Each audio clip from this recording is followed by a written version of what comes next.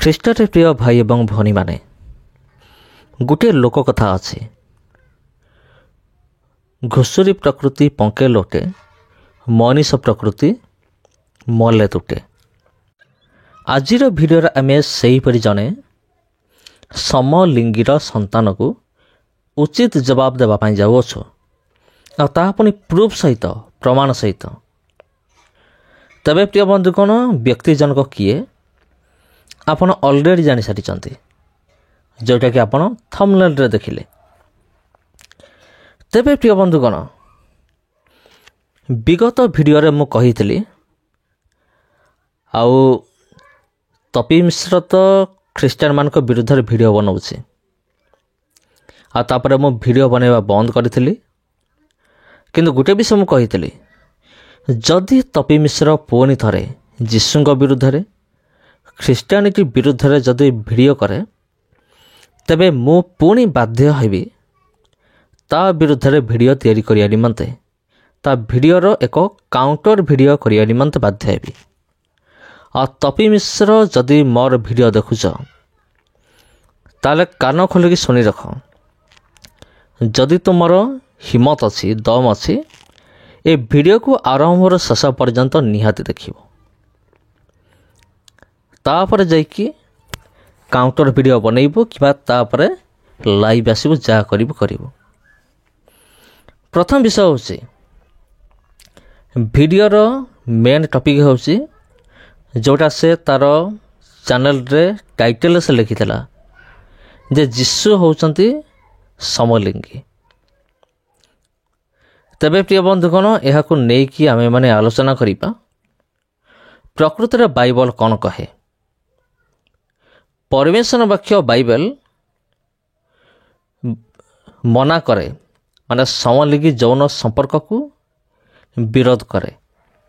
ତେବେ ଯଦି ଆପଣ ଦେଖିବା ପାଇଁ ଚାହୁଁଛନ୍ତି, ଆପଣ ପାଇପାରିବେ ଲେବିୟ 18 ପର୍ବର 22, ଲେବିୟ 20 ପର୍ବର 13 ପଦ, ରୋମିଓ 1:27, ପ୍ରଥମ କରନ୍ଥୀୟ 6 ପର୍ବ 9-10, ପ୍ରଥମ ତିମୋଥୀ 1 ପର୍ବ 9-10, ଆଦି ପୁସ୍ତକ 19 ପର୍ବ 4-5, ମାଥ୍ୟୁ 19 ପର୍ବ 4-6, ଜିହୁଦା 1:7, ଏପରି ଅନେକ ପଦ ପର୍ବ ଗୁଡ଼ିକ ରହିଅଛି ଯାହାକି ସମଲିଙ୍ଗୀ ଯୌନ ସମ୍ପର୍କ ବିଷୟରେ ବର୍ଣ୍ଣନା କରେ ଏବଂ ପୁରା ବିରୋଧ କରେ।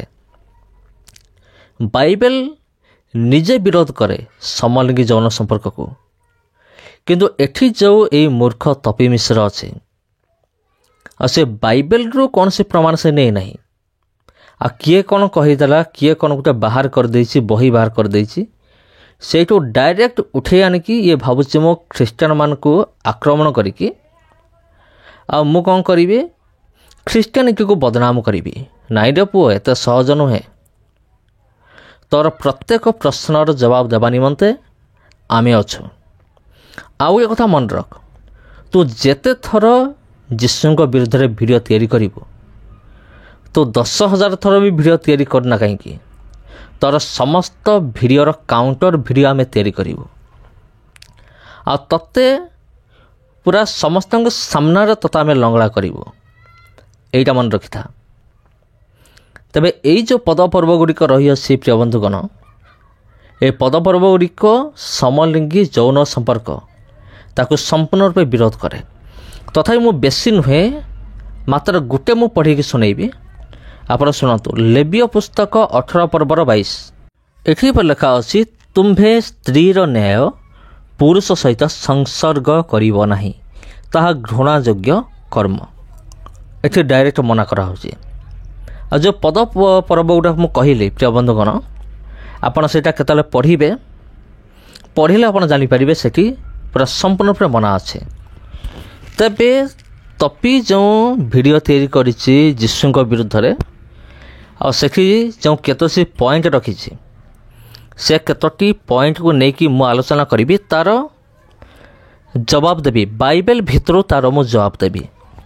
ଆଉ ତପି ମିଶ୍ର ଭଳିଆ ବାହାରୁ କିମ୍ବା କୌଣସି କିଏ ଗୋଟେ କହିଦେଲା, କିଏ ଗୋଟେ ବହି ଲେଖିଦେଲା, ସେଠୁ ସେମିତି ମୁଁ ଆଣିବି ନାହିଁ।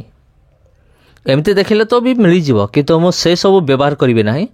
ମୁଁ ବାଇବେଲ ଭିତରୁ ହିଁ ମୁଁ ବ୍ୟବହାର କରିବି। ତେବେ ତପିର ପ୍ରଶ୍ନ ହେଉଛି ଯୀଶୁ ଜଗତକୁ 2000 ବର୍ଷ ପୂର୍ବରୁ ଆସିଥିଲେ। ପୂର୍ବରୁ ସେ କେଉଁଠି ଥିଲେ? ସେ ତ ନଥିଲେ, ସେ କେମିତି ଈଶ୍ୱର ହୋଇପାରିବେ? କିନ୍ତୁ ଏହି ମୂର୍ଖକୁ ଜଣା ନାହିଁ ଯେ ପ୍ରଭୁ ଯୀଶୁଖ୍ରୀଷ୍ଟ ସୃଷ୍ଟିର ଆରମ୍ଭରୁ ଅଛନ୍ତି ଆଉ ତାହା ବାଇବେଲ ଭିତରେ ହିଁ ଲେଖା ଅଛି। ଆମେ ଦେଖିବା କେତୋଟି ପଦପର୍ବ ଦେଖିବା।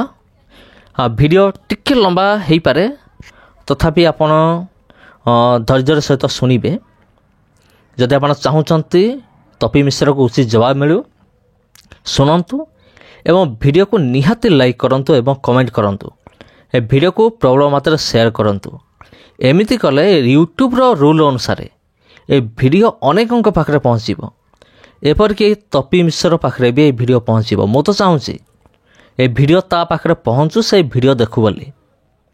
ତେବେ ଚାଲନ୍ତୁ ଆମେ ଦେଖିବା ଯେ ପ୍ରଭୁ ଯୀଶୁଖ୍ରୀଷ୍ଟ କେବଳ 2000 ବର୍ଷ ପୂର୍ବରୁ ନୁହେଁ, ସେ ସୃଷ୍ଟିର ଆରମ୍ଭରୁ ଯେତେବେଳେ ଜଗତ ସୃଷ୍ଟି ହୋଇନଥିଲା ତା ପୂର୍ବରୁ ବି ଯୀଶୁଖ୍ରୀଷ୍ଟ ଅଛନ୍ତି, ଯେଉଁଟା ବାଇବେଲ ଲେଖା ଅଛି। ଆଦି ପୁସ୍ତକ ତାର 1 ପର୍ବ ତାର 26 ପଦ। ଏଥିଉତାରୁ ପରମେଶ୍ୱର କହିଲେ, ଆମ୍ଭେମାନେ ଆପଣା ପ୍ରତିମୂର୍ତ୍ତିରେ ଓ ଆପଣା ସାଦୃଶ୍ୟରେ ମନୁଷ୍ୟର ନିର୍ମାଣ କରୁ। ସେମାନେ ଜଳଚର ମତ୍ସ୍ୟଗଣ ଓ ଖେଚର ପକ୍ଷୀଗଣ ଓ ପଶୁଗଣ ଓ ସମସ୍ତ ପୃଥିବୀ ଓ ଭୂମିରେ ଗମନଶୀଳ ସବୁ ଉରଗାମୀ ଜନ୍ତୁ ଉପରେ କର୍ତ୍ତୃତ୍ୱ କରିବେ। ଏଠି ଲେଖା ଅଛି ଆମ୍ଭେମାନେ ନିର୍ମାଣ କରିବେ। ଆମ୍ଭେମାନେ ଅର୍ଥ କ'ଣ? କେତେବେଳେ ଆମ୍ଭେମାନେ କୁହାଯାଏ? ଯେତେବେଳେ ଗୋଟେ ଜାଗାରେ ଏକରୁ ଅଧିକ ବ୍ୟକ୍ତି ଥିବେ, ଅର୍ଥାତ୍ ଏଠି ପିତା, ପୁତ୍ର, ପବିତ୍ର ଆତ୍ମା, ଆମେ ତ୍ରିଏକ ପରମେଶ୍ୱରଙ୍କୁ ବିଶ୍ୱାସ କରୁ। ତ୍ରିଏକ ପରମେଶ୍ୱର ଭିତରେ ପ୍ରଭୁ ଯୀଶୁଖ୍ରୀଷ୍ଟ ବି ଅଛନ୍ତି। ଆଉ ଜଗତର ସୃଷ୍ଟିରେ ପ୍ରଭୁ ଯୀଶୁଖ୍ରୀଷ୍ଟଙ୍କର ମଧ୍ୟ ହାତ ଅଛି। ତେବେ ପିତା, ପୁତ୍ର, ପବିତ୍ର ଆତ୍ମା 3 ଜଣ ମିଶିକି ଜଗତର ସୃଷ୍ଟି କଲେ। ଆଉ ଦେଖିବା କଲସିୟ 2 ପର୍ବର 15-17। 1 ପର୍ବର 15-17 ଏଠି ଲେଖା ଅଛି, ସେ ଅଦୃଶ୍ୟ ଈଶ୍ୱରଙ୍କ ପ୍ରତିମୂର୍ତ୍ତି, ସମସ୍ତ ସୃଷ୍ଟିର ପ୍ରଥମ ଜାତ। ଧ୍ୟାନ ଦିଅନ୍ତୁ 16। କାରଣ ଦୃଶ୍ୟ ଓ ଅଦୃଶ୍ୟ, ସ୍ୱର୍ଗରେ ଓ ପୃଥିବୀରେ ସମସ୍ତ ବିଷୟ ତାହାଙ୍କ ଦ୍ୱାରା ସୃଷ୍ଟି ହେଲା। ସିଂହାସନ କି ପ୍ରଭୁତ୍ୱ କି ଆଧିପତ୍ୟ କି କର୍ତ୍ତାପଣ ସମସ୍ତ ତାହାଙ୍କ ଦ୍ୱାରା ଓ ତାହାଙ୍କ ନିମନ୍ତେ ସୃଷ୍ଟ ହୋଇଅଛି। 17। ସମସ୍ତ ବିଷୟ ସୃଷ୍ଟ ହେବା ପୂର୍ବରୁ ସେ ଅଛନ୍ତି, ଆଉ ତାହାଙ୍କଠାରେ ସମସ୍ତ ବିଷୟର ଅସ୍ତିତ୍ୱ ଅଛି।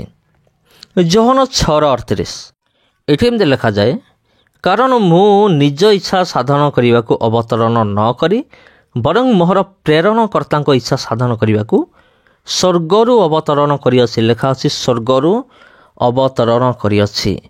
ସେ ଯୋହନ ତାର 8 ପର୍ବର 23 ପଦ। ଯୋହନ 8 ପର୍ବର 23 ପଦ ଏଠି ଏମିତି ଲେଖାଯାଏ, ସେଥିରେ ସେ ସେମାନେ କହିଲେ, ତୁମେମାନେ ଅଧସ୍ଥାନରୁ ଉତ୍ପନ୍ନ, ମୁଁ ଊର୍ଦ୍ଧ୍ୱ ସ୍ଥାନରୁ ଉତ୍ପନ୍ନ। ତୁମେମାନେ ଜଗତରୁ ଉତ୍ପନ୍ନ, ମୁଁ ଏ ଜଗତରୁ ଉତ୍ପନ୍ନ ନୁହେଁ। ଏଇଟା କିଏ କହୁଛନ୍ତି? ପ୍ରଭୁ ଯୀଶୁଖ୍ରୀଷ୍ଟ ନିଜେ କହୁଛନ୍ତି। ଯଦି ଆମେ ଦେଖିବା ଲୁକ ତାର 10 ପର୍ବର 18 ପଦ, କିନ୍ତୁ ସେ ସେମାନେ କହିଲେ, ବିଜୁଳି ପରି ସ୍ୱର୍ଗରୁ ଶୟତାନକୁ ପଡ଼ିବା ମୁଁ ଦେଖୁଥିଲି। ଏଇଟା କେବେ ହେଇଥିଲା? ଜଗତ ଯେତେବେଳେ ସୃଷ୍ଟି ହେଲା ସେହି ସମୟ କଥା ଏଠି କୁହାଯାଉଛି। ଦାନିଏଲ ତାର 3 ପର୍ବର 25 ପଦ ଏଠି ଲେଖାଯାଏ, ରାଜା ଉତ୍ତର କରି କହିଲା, ଦେଖ, ମୁଁ ଅଗ୍ନି ମଧ୍ୟରେ ଗମନ କରିବାର 4 ମୁକ୍ତ ଲୋକ ଦେଖୁଅଛି ଓ ସେମାନଙ୍କର କୌଣସି କ୍ଷତି ହୋଇନାହିଁ। ପୁଣି ଚତୁର୍ଥ ଲୋକର ମୂର୍ତ୍ତି ପରମେଶ୍ୱରଙ୍କ ପୁତ୍ର ସଦୃଶ୍ୟ। ତେବେ ପରମେଶ୍ୱରଙ୍କ ପୁତ୍ର କିଏ? ପ୍ରଭୁ ଯୀଶୁଖ୍ରୀଷ୍ଟ। ତେବେ ଉଭୟ ନୂତନ ନିୟମ ଏବଂ ପୁରାତନ ନିୟମ ଦୁଇଟି ଜାଗାରେ ଆମେମାନେ ପ୍ରଭୁ ଯୀଶୁଖ୍ରୀଷ୍ଟଙ୍କର ଅସ୍ତିତ୍ୱ ଆମେମାନେ ଦେଖିବାକୁ ପାଉ। ତେବେ ପ୍ରଭୁ ଯୀଶୁଖ୍ରୀଷ୍ଟ ଆଗରୁ ଅଛନ୍ତି। ଯଦି ଏହି ମୂର୍ଖ ପ୍ରକୃତରେ ବାଇବଲ ପଢ଼ିଥାନ୍ତା, ତେବେ ୟାକୁ ଜଣାଥାନ୍ତା ଯେ ପ୍ରଭୁ ଯୀଶୁଖ୍ରୀଷ୍ଟ ପୂର୍ବରୁ ଅଛନ୍ତି। କିନ୍ତୁ ଇଏ ତ ବାଇବଲ ପଢ଼ିବ ନାହିଁ। ଆଉ ଇଏ କେବଳ ୟାର କାମ ହେଉଛି ଯୀଶୁଙ୍କ ବିରୁଦ୍ଧରେ ଭୁଲ ଖୋଜିକି ବାହାର କରିବା, ଖ୍ରୀଷ୍ଟିଆନିଟି ବିରୁଦ୍ଧରେ ଭୁଲ ଖୋଜିକି ବାହାର କରିବା। ଆଉ ମୋତେ କାହିଁ ଲାଗୁନି ହିନ୍ଦୁ ଧର୍ମଶାସ୍ତ୍ର ବିଷୟରେ ୟାର ଜ୍ଞାନ ଅଛି। ଆଉ ହିନ୍ଦୁ ଧର୍ମଶାସ୍ତ୍ର ବିଷୟରେ ୟାର କେତେ ଜ୍ଞାନ ଅଛି ଆଉ ଟିକେ ପରେ ମୁଁ କହିବି ବନ୍ଧୁଗଣ। ବଢ଼ିଆ ମଜାଳିଆ ବିଷୟ ଅଛି। ଆପଣ ଶୁଣନ୍ତୁ। ତାପରେ ୟାର ଦ୍ୱିତୀୟ ପ୍ରଶ୍ନ ହେଉଛି ସେ କାହିଁକି ଆଗରୁ ଆସିଲେ ନାହିଁ? ସେ ଆଗରୁ ଏଥିପାଇଁ ଆସିଲେ ନାହିଁ କାରଣ କାଳ ସମ୍ପୂର୍ଣ୍ଣ ହୋଇନଥିଲା, ସେଥିପାଇଁ ଆସିଲେ ନାହିଁ। ଗାଲାତୀୟ ତାର 4 ପର୍ବର 4 ପଦ। ଏଠି ଏପରି ଲେଖାଯାଏ, କିନ୍ତୁ କାଳ ସମ୍ପୂର୍ଣ୍ଣ ହୁଅନ୍ତେ ଈଶ୍ୱର ଆପଣା ନିକଟରୁ ନିଜ ପୁତ୍ରଙ୍କୁ ପ୍ରେରଣ କଲେ। ସେ ସ୍ତ୍ରୀ ଜାତ ହୋଇ ବ୍ୟବସ୍ଥାଧୀନ ହେଲେ। କାଳ ସମ୍ପୂର୍ଣ୍ଣ ନ ହୋଇଥିବାରୁ ପ୍ରଭୁ ଯୀଶୁଖ୍ରୀଷ୍ଟ ଆଗରୁ ଆସିଲେ ନାହିଁ। ଯେତେବେଳେ କାଳ ସମ୍ପୂର୍ଣ୍ଣ ହେଲା ସେତେବେଳେ ପ୍ରଭୁ ଯୀଶୁଖ୍ରୀଷ୍ଟ ନିଜର ପୁତ୍ରଙ୍କୁ ପଠାଇଲେ, ଯାହାଙ୍କ ନାମ ହେଉଛି ପ୍ରଭୁ ଯୀଶୁଖ୍ରୀଷ୍ଟ। ତେବେ ଏଠି ଗୋଟେ ଉଦାହରଣ ମୁଁ ଦେବି, କାରଣ ଏପରି ମୂର୍ଖମାନଙ୍କୁ ବାଇବେଲଠୁ ଅଧିକ ହେଉଛି ଉଦାହରଣ ଦରକାର। କାରଣ ବାଇବେଲକୁ ବୁଝିବାର ଜ୍ଞାନ ହେଉଛି ଏମାନଙ୍କର ଅଧୀନରେ ନୁହେଁ। ଏମାନେ ନିଜେ ତ ବୁଝିପାରିବେ ନାହିଁ, ଖାଲି ଉଲ୍ଟା ସିଧା କଥାବାର୍ତ୍ତା କରିବେ। ତେଣୁ ଉଦାହରଣ ହେଉଛି, ଧରାଯାଉ ଜଣେ ପିଲା ବହୁତ ଭଲ ପଢ଼ୁଛି, ଆଉ ସାର୍ ମାନେ ବି ଜାଣିଛନ୍ତି ଯେ ଇଏ ପିଲା ମାନେ 100% ମାର୍କ ରଖିବ, କିନ୍ତୁ ପରୀକ୍ଷା ନଦେଲେ, ଯଦି ପରୀକ୍ଷା ନ ଦିଏ ସେମିତି ଉଠିଯିବ ମାନେ ଉପରକୁ? କେବେ ନୁହେଁ।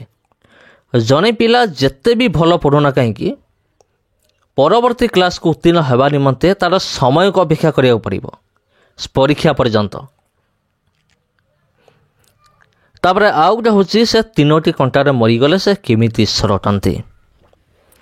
ଏଇଟା ହୁଏତ ଏ ମୂର୍ଖ ଶୁଣିଥିବ କିନ୍ତୁ ହୁଏତ ବିଶ୍ୱାସ କରିନଥିବ, ଆଉ ବିଶ୍ୱାସ ବି କରୁନଥିବ, ମୁଁ ଜାଣିଛି।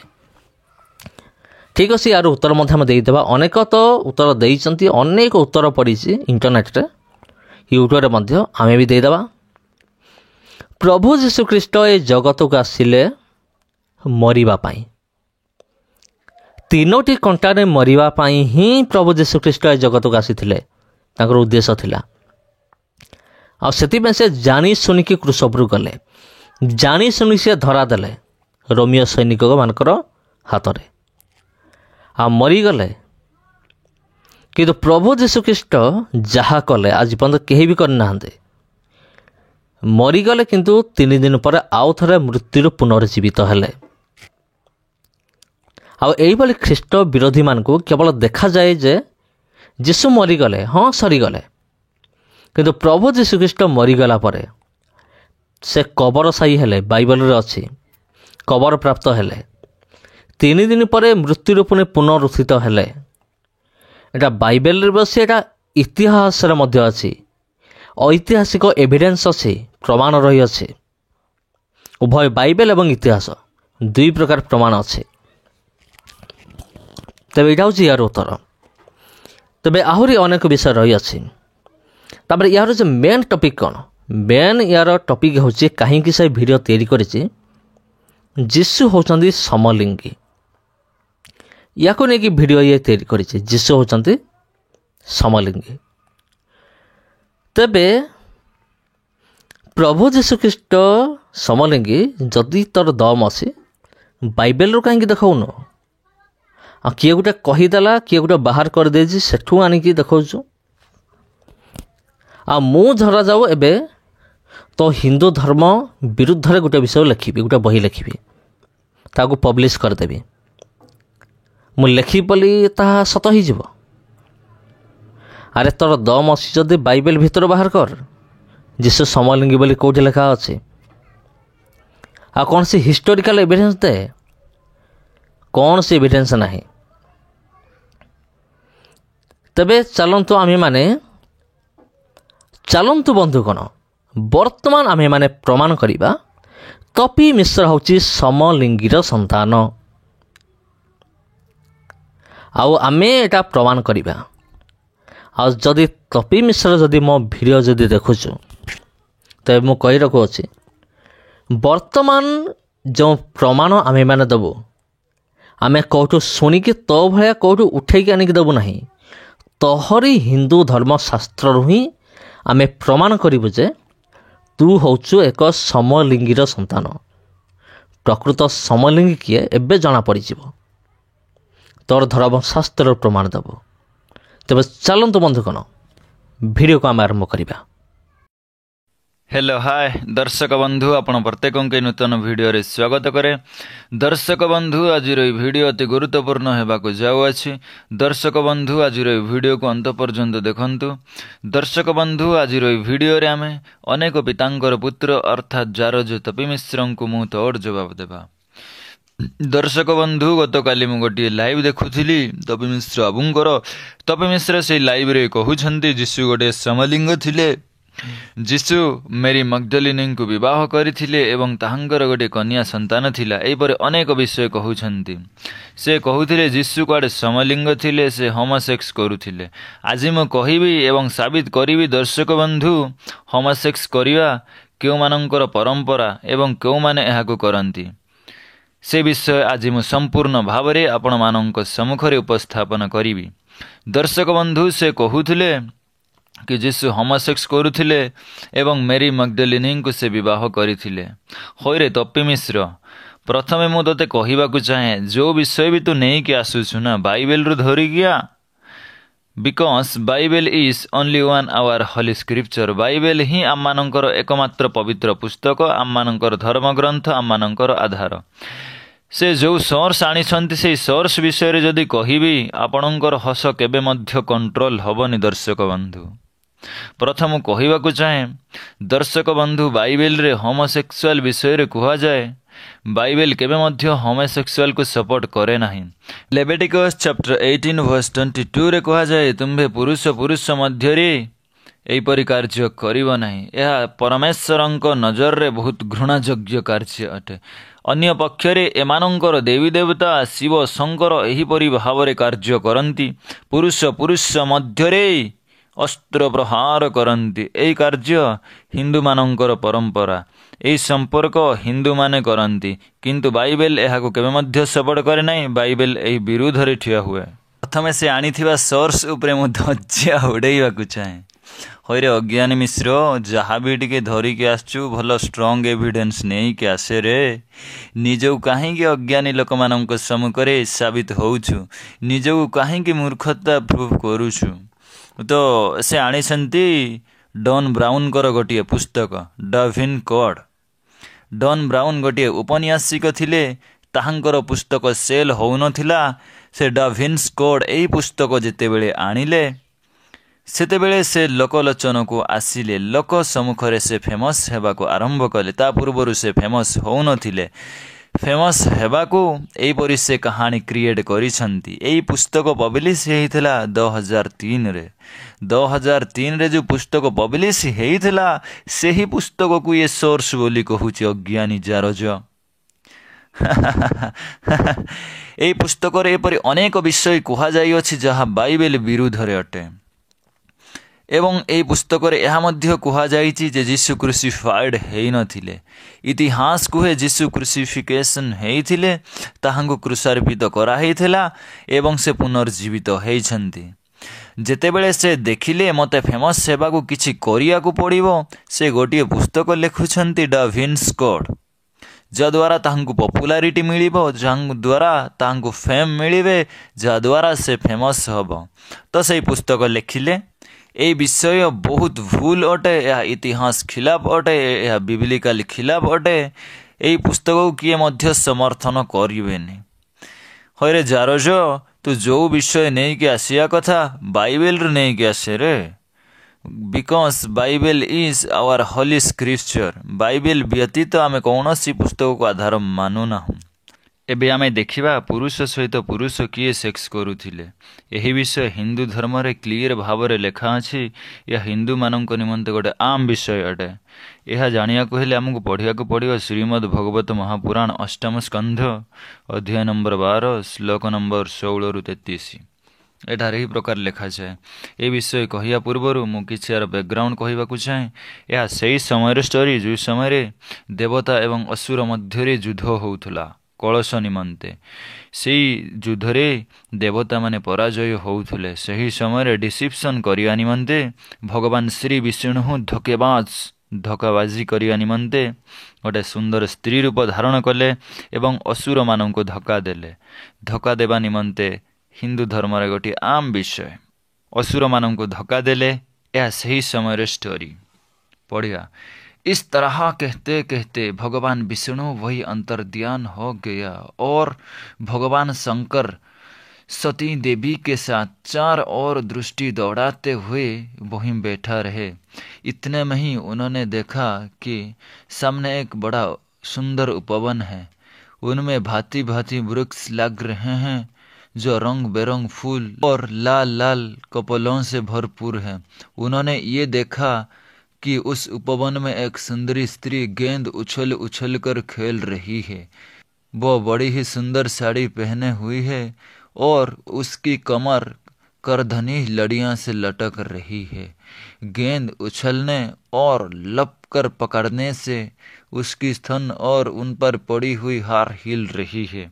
देखंतु दर्शक बंधु एई समलिंग जारज संतानंकर बापा शिव गोटिए विवाहित पुरुष ताहांकर स्त्री थाउ थाउ मध्य से उपवनरे गोटिए सुंदरी नारी खेलुअछंती।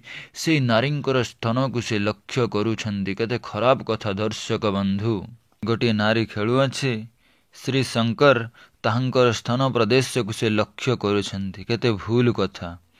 गोटे विवाहित पुरुष गोटे झींकर स्तन को लक्ष्य करिकी से मजा नौछंती। दर्शक बंधु ए स्टोरी मु पढ़ा चाहूनी, आपण निजे स्टोरी को पढ़ंतु। एही विषय को आपण निजे पाठ करंतु।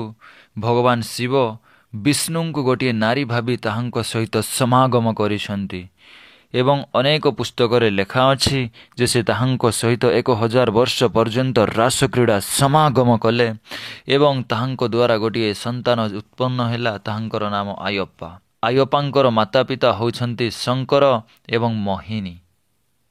एठारे आमे देखि पारुछु दर्शक बंधु समलिंग अर्थात पुरुष पुरुष मानक मध्यरे संपर्क रखिबा, पुरुष पुरुष मध्यरे शयन करिबा हिंदू मानकर परंपरा। ये निजर परंपरा को आम मानक परंपरा उपरे जबरदस्त थपिबा को चाहुछंती।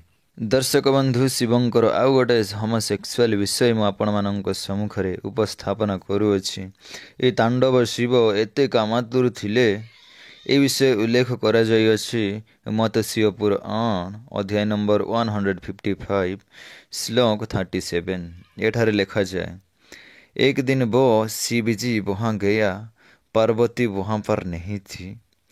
उसने पार्वती का वेश बना लिया, परंतु बातचीत से शिव जी को पता चल गया कि वो पार्वती नहीं है वरना दैत्यपुत्र आडि है। दैत्यपुत्र आडि शिवं को बदला नेबा को जाइथिले पार्वती वेश धारण करिकी, किंतु से चिनी देले जे ये पार्वती नुहंती। कथार्थरे जानिदेले जे ये पार्वती नुहंती। तो कौन है देखंतु। तब शिव जी ने अपनी शेषनेन्द्रिय पर वज्र अर्थात पत्थर रखकर उसके साथ संभोग और प्राकृतिक व्यभिचार गुदा मैथुन भी कहा जाता है किया।